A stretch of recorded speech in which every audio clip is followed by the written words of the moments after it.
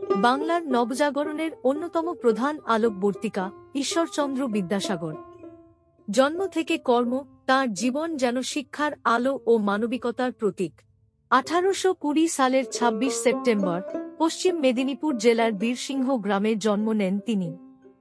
দরিদ্র পরিবারে জন্মালেও অদম্য অধ্যবসায়ে শৈশবেই প্রমাণ করেছিলেন অসাধারণ মেধা ও জ্ঞান পিপাসা। রাতের অন্ধকারে প্রদীপের আলোয় পড়াশোনা করা সেই ছোট্ট ঈশ্বরচন্দ্র পরবর্তীকালে হয়ে উঠেছিলেন বাংলার অন্যতম শ্রেষ্ঠ বিদ্বান। কলকাতার সংস্কৃত কলেজে অধ্যয়নকালে তিনি দ্রুতই নিজেকে প্রতিষ্ঠিত করেন।